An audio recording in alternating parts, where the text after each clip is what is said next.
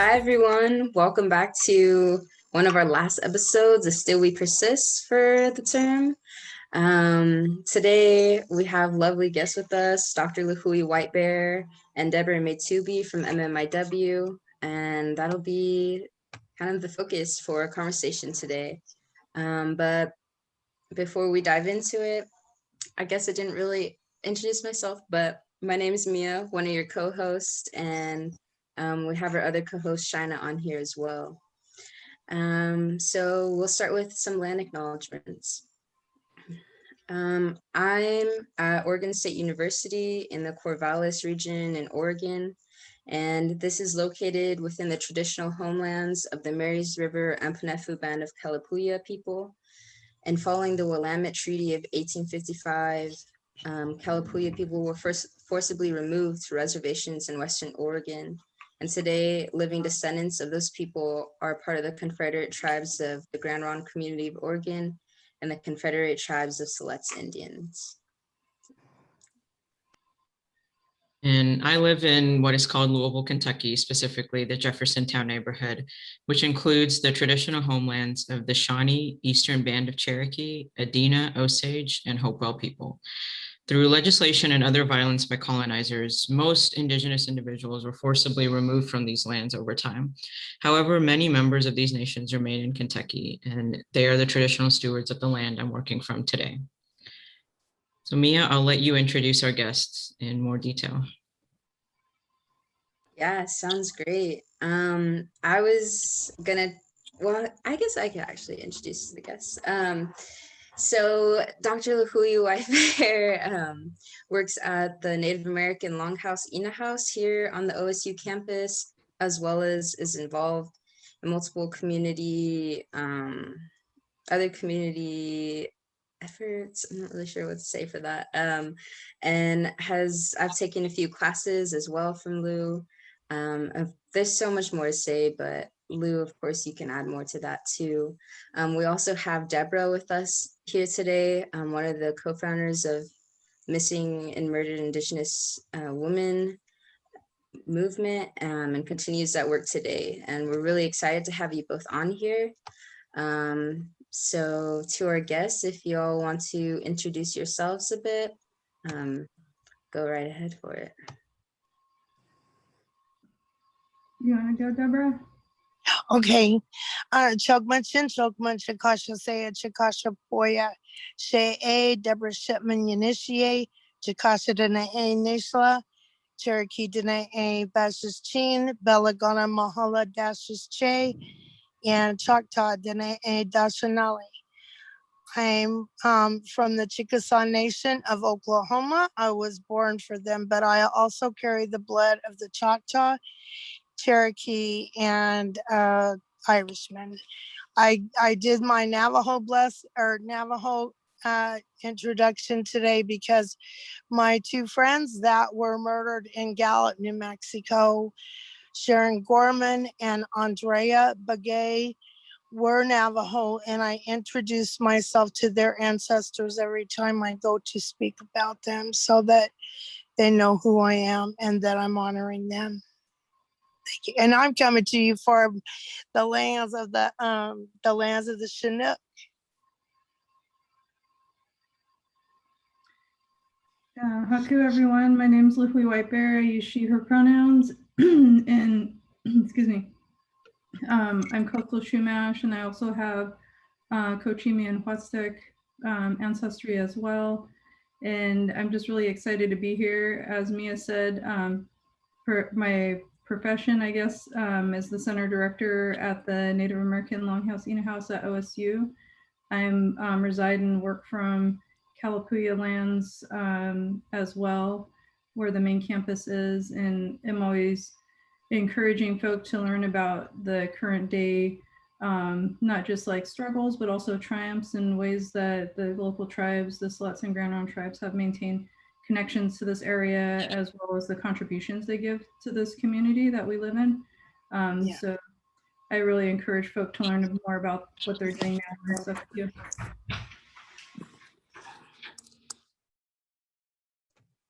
Thanks for that introduction. Definitely covered way better than I than I could have. But we'll just go right into the first question. So Deborah and Lou, both of your works bring awareness to violence against Indigenous women, as well as uplift Indigenous women. And I just wanted to point out that a culturally based and community-based grieving process is so essential to the health of present and future generations. And so I just wanted to see from your perspectives, how do you think your work has shifted your community's long-term health? And how do you think your work has provided a healing space for your communities? I think with me, the healing started when I admitted what it was to myself, you know, and it was like a hard thing to fathom, because I lived 7 years down on the Navajo reservation, and I was raised in Southern Oregon. My parents, they hid a lot of things from me, because I mean, they were born in 1910 and 1915.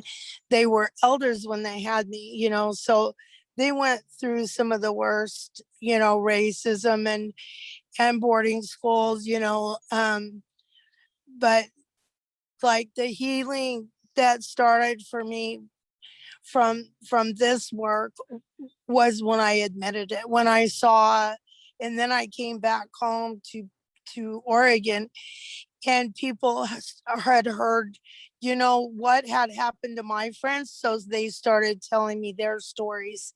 And I was like, just shattered, because I thought it was just in the Southwest at first, you know. And I think a lot of the healing comes from these families being able to tell their stories, having their loved ones acknowledged at all, you know, and because there was no count of, you know, there was no proper count of our deaths or anything, except our crimes were documented, you know, but they did not document, you know, our deaths and the crimes against us. So it you know, I think that's one of the things that we do at MMIWUSA is give the victims of this, the family members of this, the loved ones, a chance to tell who their loved one was. And, you know, we'll often put profiles on a person in their family's own words, things that they love, things that they didn't love, you know, things, you know, what was their favorite food, what was their favorite music, you know, things like that that really tell who that person is. And I think that's healing, you know. As far as my own healing with my friends, I think it will take a long time. I didn't realize how bad I was still hurting till I watched an interview I did, and they did it on my life. And when I talked about my friends, it's hard to say. The pain I saw on my face was hard to, you know, hard to accept. And I realized that I needed to do some more healing. I was closest to Dre, and she was murdered the day I left Gallup, New Mexico. And I haven't been able to find her family, you know, and so that I think is my healing step, is to find her family and tell them, you know, she mattered. You know, she mattered to me so much that that, you know, I mean, this kind of like her legacy, what we leave for her, you know, is that she was a beautiful, wonderful, wild-eyed, yeah, I mean, she was just really into hip hop and stuff like that. She was just a real, you know, a real cool lady. And but yeah, so my personal healing, I think, is still going on. But I think, you know, like as far as what we do as an organization, those are the things that we do that that help this trauma, and also these families. Some of the older ones, it's the first help they've ever had, and the whole entire time, you know. So, and the gratefulness, that's one of the things that actually make me the saddest, is how grateful that they are, you know, that, I mean, how ignored they were for so many years, that they would be grateful just because we cared, you know. And that, to me, it's heartbreaking. You know, someone should have always cared. We shouldn't have to be doing what we're doing right now, you know. But pretty much that, I think that that's my answer to that, is like, I think that's the most healing thing that we've done.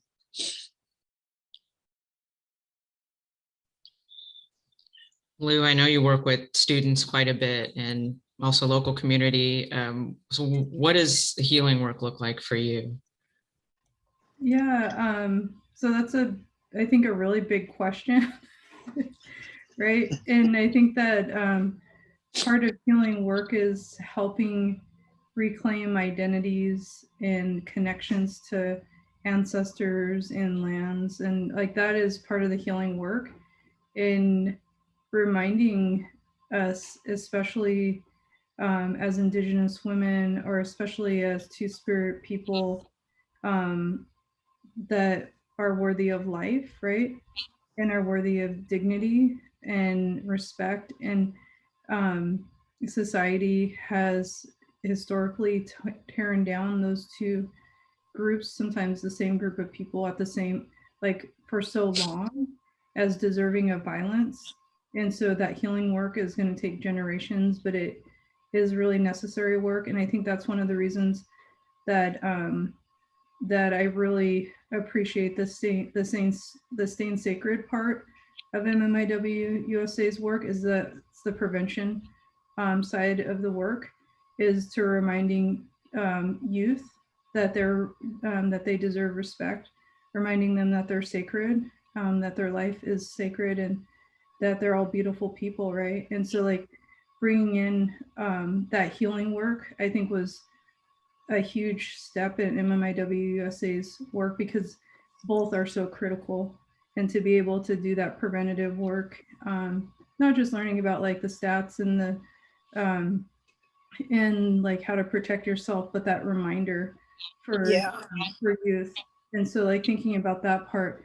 And so that's I was really really honored to be asked to be part of that work, along with Deborah and the other women that are doing that work, because it's just so important. And so I think about that, and it's an extension. It's like I bring some of the stuff that I also talk with students on campus about too, right? About those reminders of ancestors and connections, and just like reminding each other like our life is sacred and we're all beautiful people, and pushing back on those stereotypes and those negative messages that we're told all the time through media and through society, through like dominant conversations. And so I think for me, that's what healing work looks like.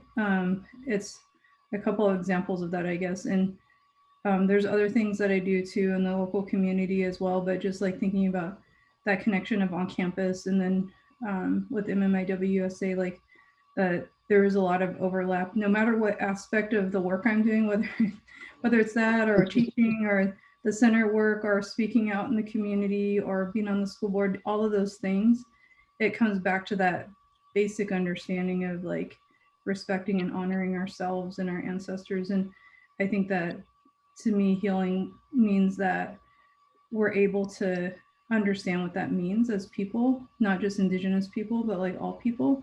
And we can see ourselves and see those connections in ourselves. And so that's healing work. And it's really warm. Lou, sorry, go ahead. I was saying it's really warm, so if I start getting red. Okay.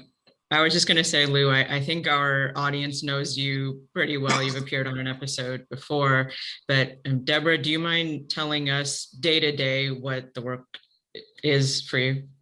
Oh my gosh. It's like a roller coaster. And it is. And it's like it's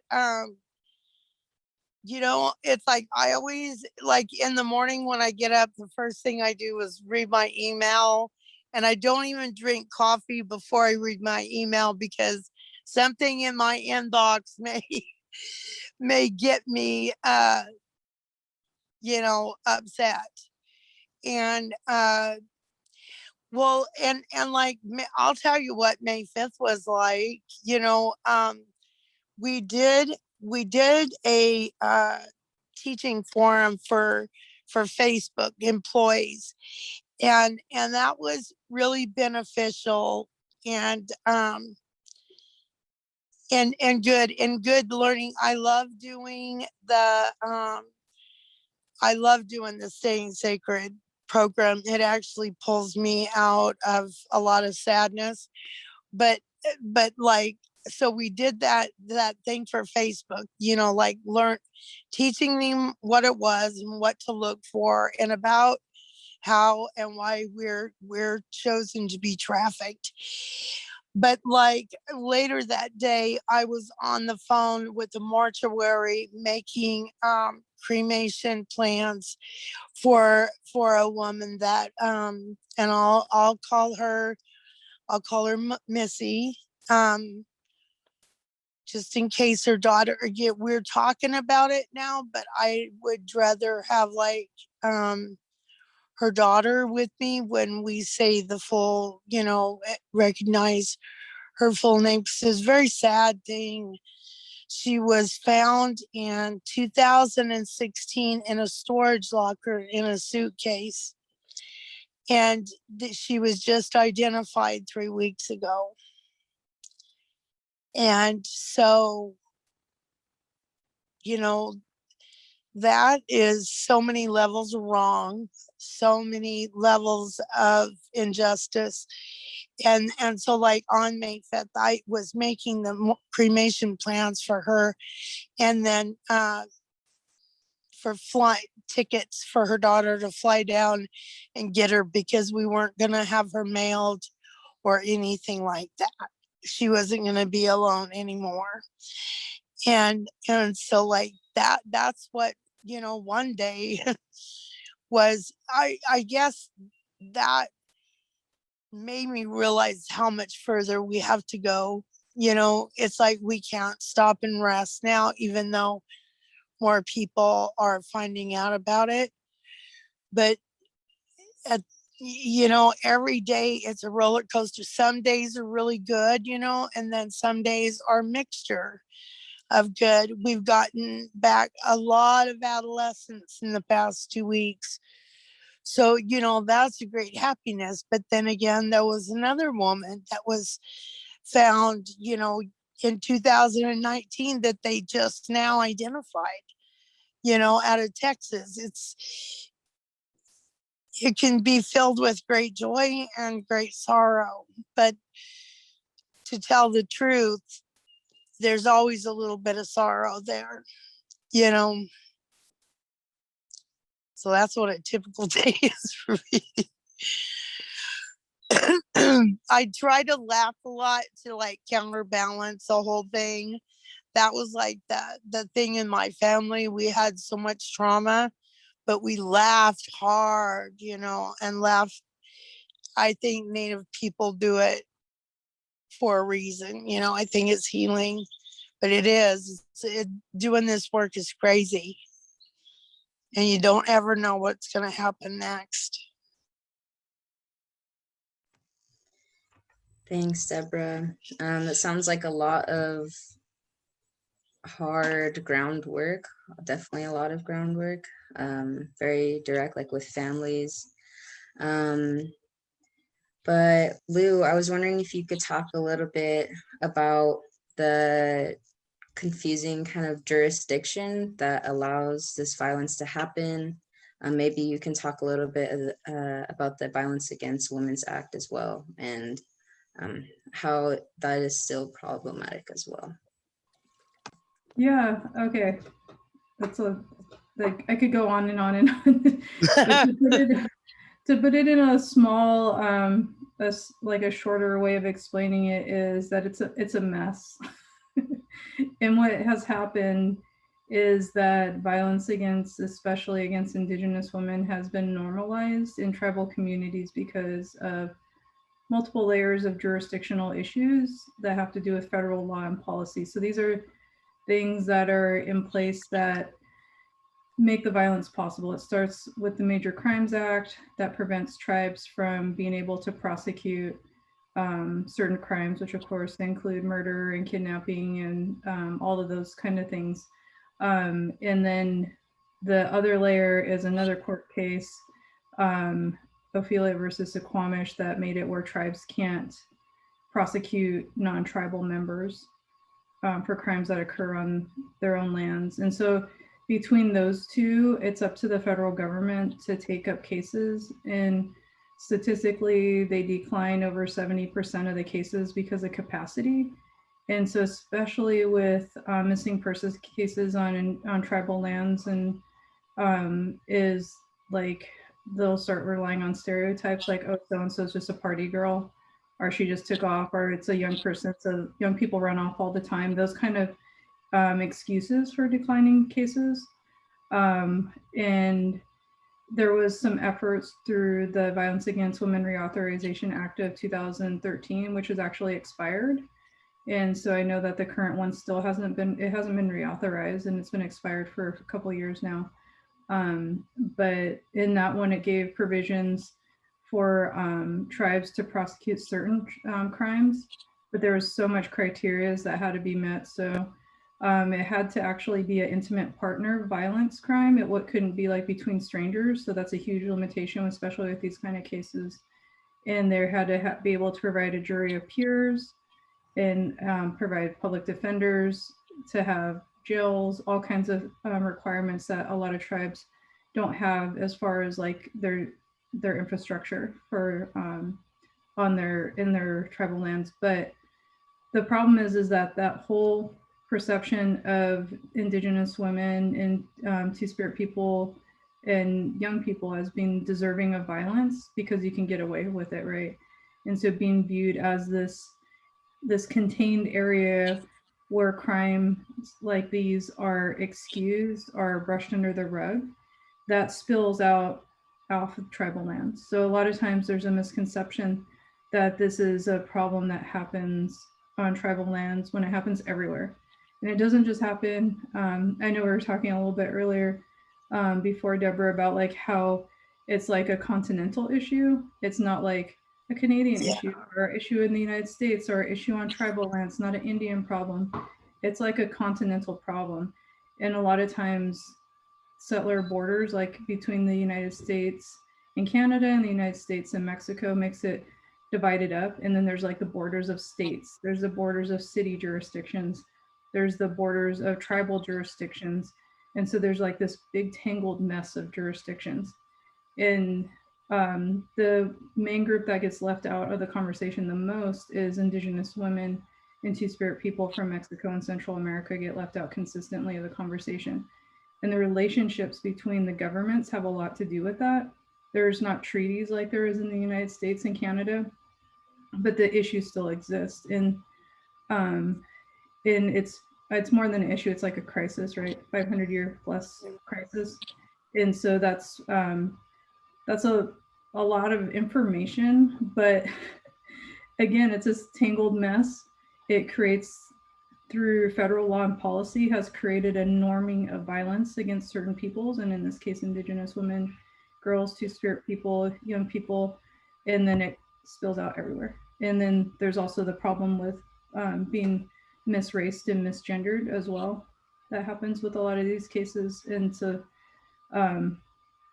yeah, that's basically, I could keep going on and on, but I don't want people to get lost in it either. And just I would just say it's a mess, and we Yeah. need change. We need systematic change. We need people to advocate for VAWA to be reauthorized, because in the newer package it does have some provisions for MMIW, and also to support some of the work that Deb Holland's doing with the murdered and missing work federally, and not like for the showboaty way that it was done with the last administration, but like actually trying to get some work done on this. And so advocating for federal and local changes is a big part too.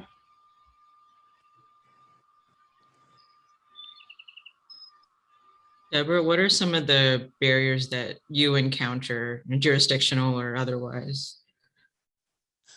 Oh gosh, jurisdiction nearly every day. And where I was living at on Navajo Nation, there was like 4 jurisdictions met, and like it was a mess all the time. But like take for instance like Bighorn County Sheriff. Now see, in that particular place, they have always went out and searched, you know, even though it's on Indian land and everything. But you know, like one of the big things is, okay, so you know, we do a lot of searches on our own, and pay for a lot of things to you know, to get that done. In some places they'll let us do that freely, like Oklahoma and Montana is better about that, you know. And because they know they're understaffed, you know, they actually admit the problem. Montana especially, because they're like, we've really screwed stuff up, haven't we? And yes, you have, you know. And it's like, we called a community alert a few months ago regarding Billings, because we had 3 young women go missing there, and we pulled 3 other out at the same time. And when we heard the conditions that were happening to them, you know, we acted, and it was like the 3rd community alert. And which Billings is actually you know, a county and a state issue. Well, we had like this lady, Anglo lady that runs a trafficking place in Billings. She's like, Deborah, the FBI wants to talk to you. And I was just like, oh my Lord, you know, I'm in trouble, you know, for doing that community alert. He actually said, we need you guys. And we know we do, you know. And so like Montana, they use our data.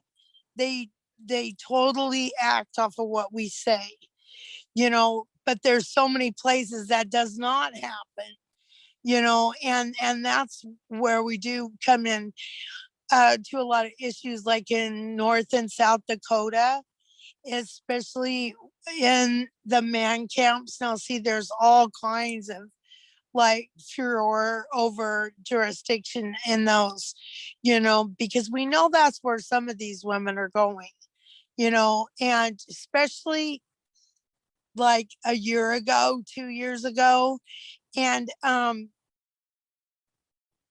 it's just really hard to get the outside reservation police to act.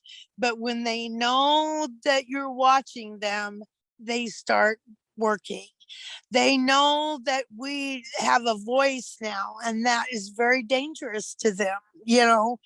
And it's like, we've never had that before. And that's only been in the last year, really, that we've seen law enforcement changing. And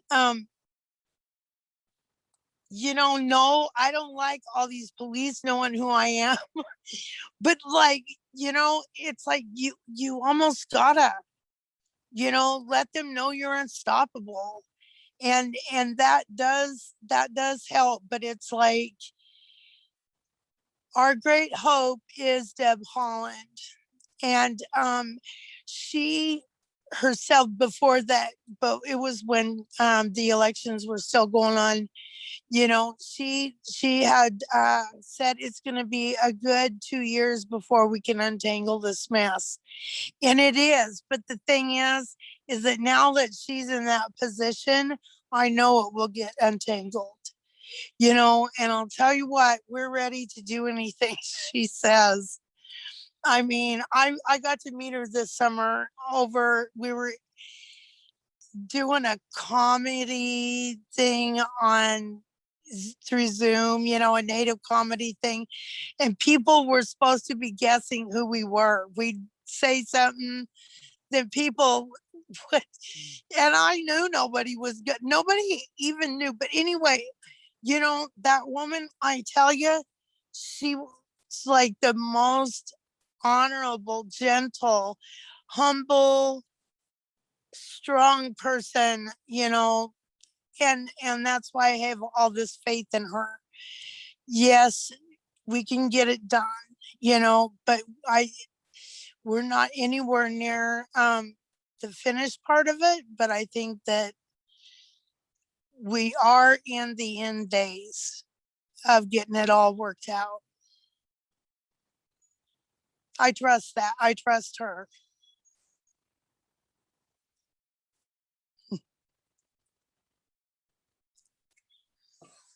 Sorry, over Zoom, it's always a little awkward to figure out who's going to ask the next question.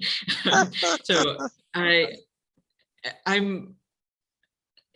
it seems like you're optimistic, Deborah, but it also feels very frustrating that change is so incremental. Like it happens so slowly, and you have to have a different strategy for each place that you're working with. Yeah. That just, it just seems like it makes the work exponentially more difficult. No, it does. But after 6 years, we're used to it now. You know, it's like anything else you do, like riding a bike, you get on it a few times, you know what to do. And we've seen law enforcement move more in the last 12 months than we ever have, ever. So we also, yeah, we have to get back on that bicycle a lot and into that frustration, but we also see things that give us hope, that is just like keep us going forward, you know, because we absolutely cannot stop fighting, you know, we can't. And for people, oh, go ahead. Sorry. I was gonna say, for people who want to be more involved in the work of MMIW, or maybe outside of MMIW, like what can folks do to be more of service to that? I think the biggest thing, especially, I think most natives know, you know, what this is, but talking about it is a big, huge thing. And like, it seems so simple, but that is the beauty of it. It is simple. Talk about it. You know, have little meetings, you know, educating people in your communities, and then actually getting on the pages and sharing those missing women. 70% of all the people that come home were found because they saw it on Facebook. So that, you know, it seems like it's so simple, but it actually is, you know, and but I do think talking about it and having the conversation despite any, you know, any kind of things trying to hush us up. I saw it on one of the pages today. There was a huge amount of arguing over the boarding school situation. You know, it offends Anglo people. You know, let them be offended, you know, if they must, but share this stuff, let people know what's going on. I think that's the best thing that we can do. And if, you know, have attend the marches. But I say in that also, when I talk about the marches and the ribbon skirts, that cannot be, if you want to give and give completely and do something, you've got to see beyond the beautiful skirts and wearing red. It's more than that, you know? And that's like the one thing that really frustrates us is like, you'll see people that, you know, because the marches had stopped, you'll see like, because of COVID, you see, and you never saw that person the whole 12 months mentioning MMIW or anything like that. And then all of a sudden we can march again. And now you're gonna, you know, now it's gonna come to into your mind and into your thoughts. That's not activism. And I'm sorry, but I mean, really, it is one of the things that really aggravate us, is because we see it happening right now and we're just like, dang, you know, why don't people see? Yeah, I don't. it's more than an aesthetic, right? It's not just like, Yeah. it's not just wearing red and putting handprint on. It's like actually understanding what you're doing when you do that and supporting the work as well. Because it's one thing to say you're creating awareness, but if you're centering self, that's Yes. different. And so you see that a lot around now that MMIW Awareness Day is like federal and stuff like that. A lot of people are like, will post selfies, but won't post where to find more information. And I don't see, Yeah. I don't see anything wrong with if people want to do that kind of stuff, if they're actually going to like help spread awareness, and at least name some places you can support. You know what I mean? Use your platforms if you can to help spread awareness that doesn't just center on self, because this is, Yeah. what MMIWUSA does is not about the individuals, it's about the communities and it's about the families. It's about bringing people home, and whether it's bringing their remains or bringing them home while they're still in life. And it's about that piece of like preventing this from happening too. So there's like a whole bunch of things going on. And I think one of the things that hurts the most is when our own people exploit MMIW, either to focus on self or monetarily. And that's another big thing. And me and Deborah have had this conversation before too. Yeah.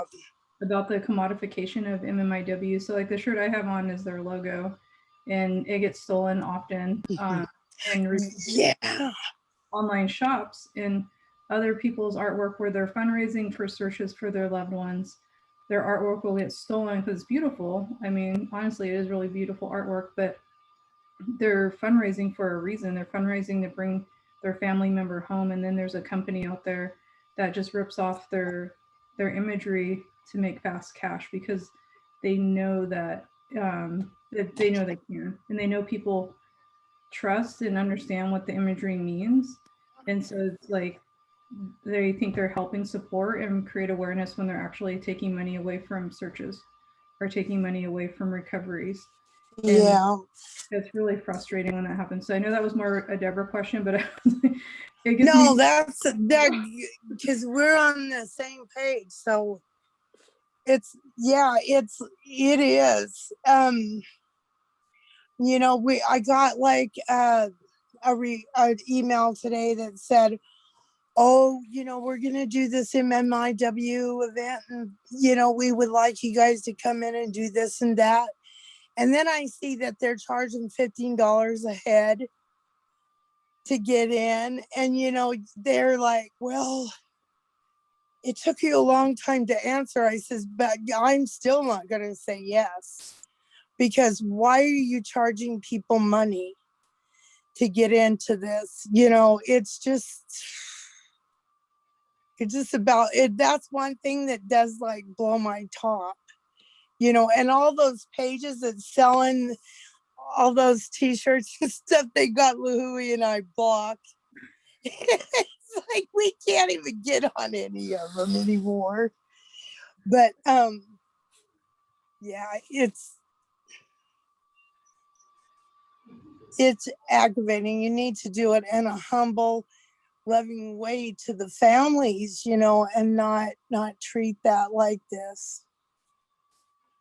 Yeah, one thing too about what Deborah said earlier about the sharing, the importance of those shares on social media is, I know it kind of bums people out to see them on their pages, but it's like people only have to see it as they scroll by. Like families are living with that, right, every single day.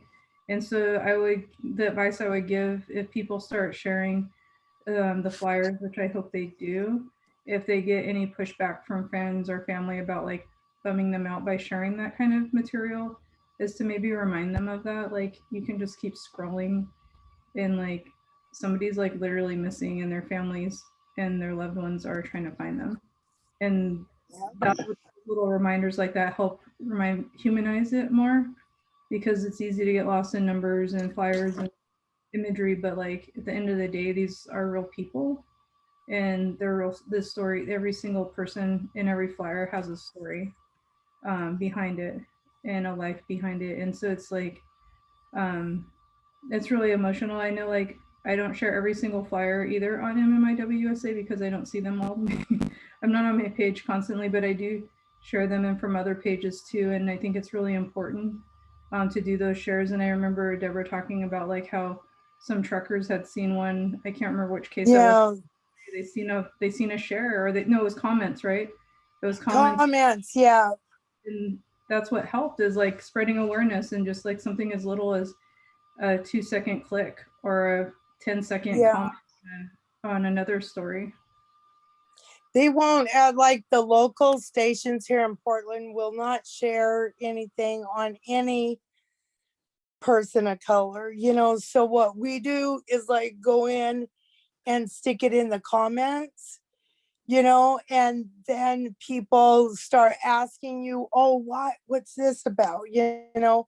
And I tell them right on that place's own page, you know, they won't share our stories. They won't share our missing. So that's why I'm here, you know, in the comments. But the trucker had seen it. One trucker had seen it and he started passing it along because we knew she was on Interstate 5 between Anderson and Medford. And they found her and picked her up. And the next day, a great big semi pulled up in front of her mom's house, you know. So that was like a beautiful thing to see that. But it's just kind of sickening that they won't share us, you know. Yeah, it sounds like some shares go a long way, but coming from people who actually understand. And actually, I just want to share this really quick. I know that an artist from OSU also posted for like MMIW Awareness Day, and they included like a graphic as well as some statistics as well as in pointing to other resources. And I reposted it on my story. A lot of other people reposted it, and it got taken down by Instagram. And I'm just like, wow. So it's not only like other people, but also like the whole platform itself can be problematic. Yeah. Oh, that was bananas when they did that as well. I was going to say when Instagram did that, and yeah, it's really weird, especially because Facebook owns Instagram, and it's like they didn't take it down from Facebook, but they were taking it down from Instagram. So that's very weird. You know, I think I probably should contact the woman from Facebook that contacted us for training. I hadn't thought of that, but yeah. Well, it's getting close to about the time that we want to wrap up. But just as a closing, would you all like to share some empowering words for the Aya community, your communities? It's pretty much an open share, but want to leave some room for y'all to have that. I have something that encourages me daily, and that's just knowing that there's something called seventh generation wisdom, and if you don't know what it is, look it up, and also look up the long form of it, because it is words written by the Iroquois during the first stages of colonization. And we are in the seventh generation right now. Everybody that's alive now was chosen to live for this day. Yes, it's hard. We are in hard times, but Creator knew that you would push through and do what is required of us to get ourselves back, and that total restoration, get it back for our people. We were promised restoration. I've seen by being raised by elders, I recognize signs and signals. I call them, oh gosh, it just went right out of my mind. Signs and wonders. And Creator gives us signs. And boy, the past 4 years have I ever seen them, and I'm just saying, we know these times are hard. They are hard. But think about what our ancestors went through to get us to this point. They survived things that we probably would not. But, Creator chose them because they were strong enough for those times. The same thing here. You are strong enough. You were chosen. And don't ever let anybody tell you that you weren't. That's all. That's so beautiful, Deborah. I always think about my ancestors too, and that were kind of not necessarily following in their exact footsteps, but they helped clear the path for us, right? And that's like an Indigenous based teaching too, about that they help make it possible for us to be here today. And I think about how we carry that on, especially women of color, Indigenous women in the context of this conversation, but women of color in general, and Two-Spirit people have always helped carry on our ways. And what that looks like may be different from when our ancestors did, but those responsibilities that have been passed down generationally, they come up in the ways they're supposed to now. So like what Deborah's saying about knowing that the time we're in, there's a reason why we're experiencing it. There's a reason, like we're having this conversation right now, right? It's more than just like a conversation about awareness. We're here for a reason together. And I would say to always remember that your ancestors are with you and that they're proud of you too. It's not, and it's okay to think about it in that way. And no matter what your background is. And for as in like just that extra added for Indigenous folk that are watching, know that settler borders don't define who we are either as Indigenous people, right? And so to always hold on to that too is that to remember your Indigenous ancestors from this in a continental sense, like who we are, where we come from, our connections, what we've survived to be here, and that we won't give up. And we got to remember the future that we want to see for those next 7 generations, right? Like we're in that 7th one, like Deborah said, in 7 generations, where do we want to see our people? What kind of futures can we create with that power, that collective power as women of color? So that would be my parting words. Deborah and Lou, I know those messages will resonate with our audience, the Aya community. And thank you so much for talking to us, for letting us be a part of this mission in even a small way. We really appreciate the time that you've given us. And if you have any further messages, send them along. We'll send them to our community through social media. And I also want to thank KBVR for helping us produce this episode. And viewers, this is our last episode for the school year, so we'll see you again in the fall. Bye, everyone.